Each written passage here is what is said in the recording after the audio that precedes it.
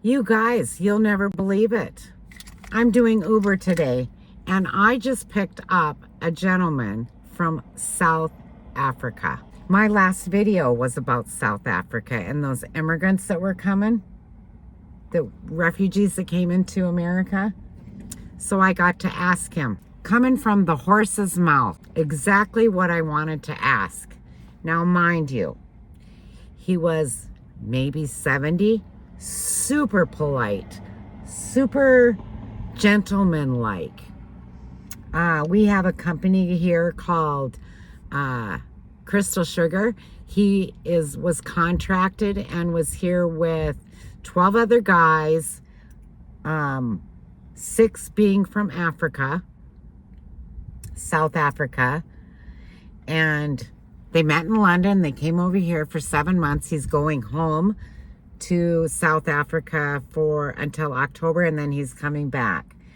And unbelievable conversation. So the first thing I asked him, "You're kidding me," I said.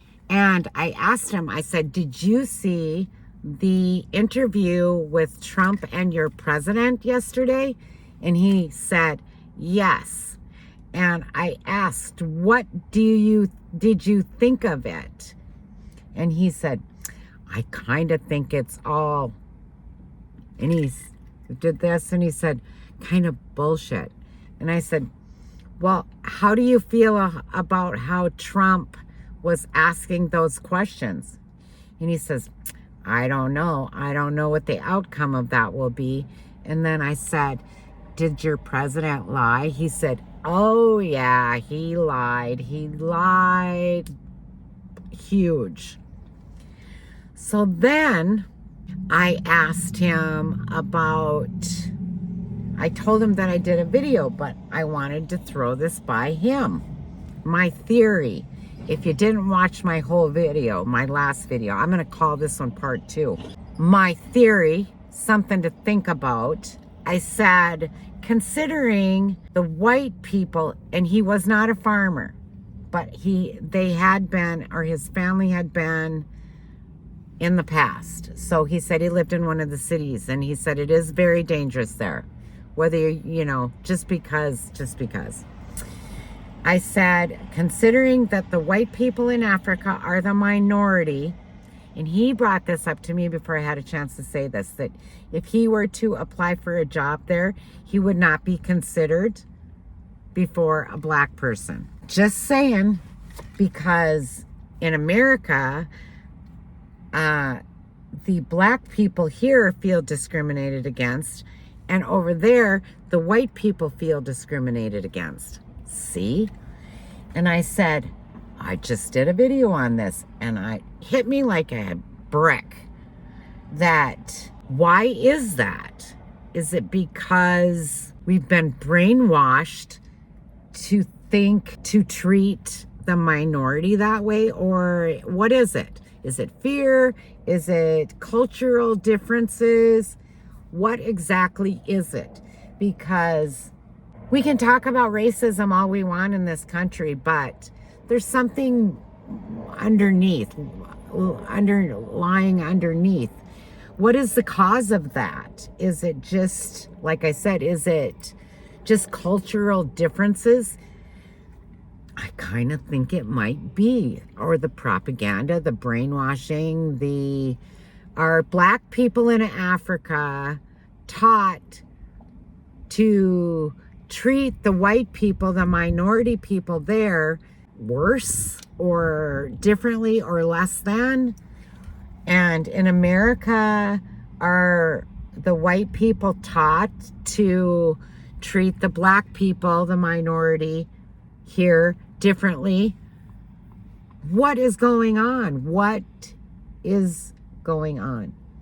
And there's one other thing that I wanted to mention about this. I grew up on a reservation, which is Native American Indians. I know they felt like the minority, even though they probably weren't. I know they're not now.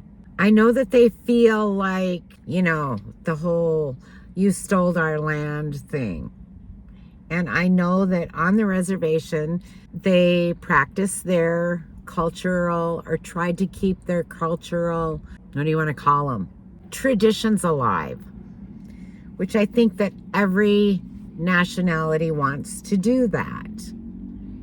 And I don't see anything wrong with that. I've always said since I was younger, if it had been the Indian people who came and took over stole the land from the white people, the shoe would have been on the other foot. There's something to this. And the other thing that this white African gentleman, he was a gentleman, very polite, you just know when you know. You just know.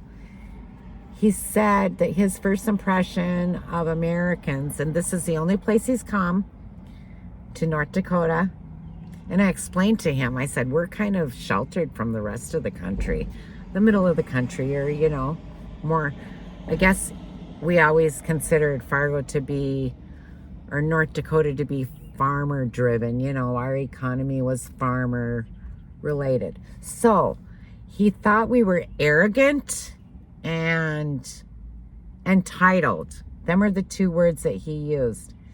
And he said something to a gal at a liquor establishment a week ago. He said hello to her, or good evening, or something like that. And she told him to mind his own business.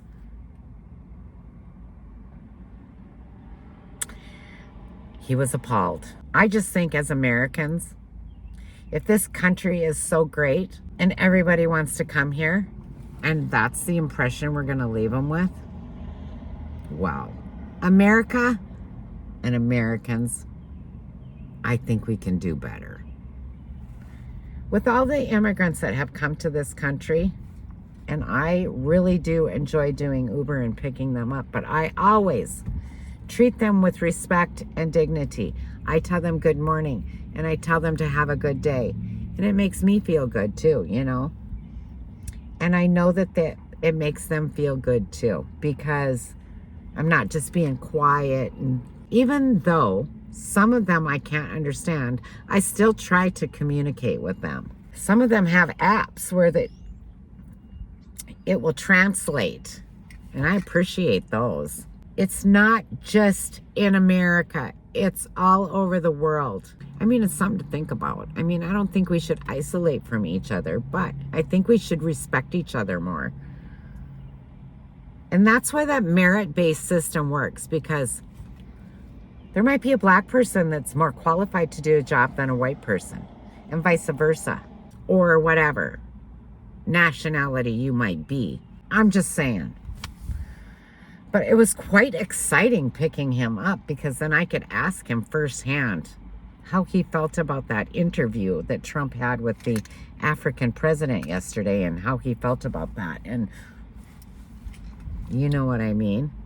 But I'm going to leave it here, and I'm going to just say, if you want to watch my first video, I'm going to list it here, so you can click on that next if you want. Have a great day. And that is what I think.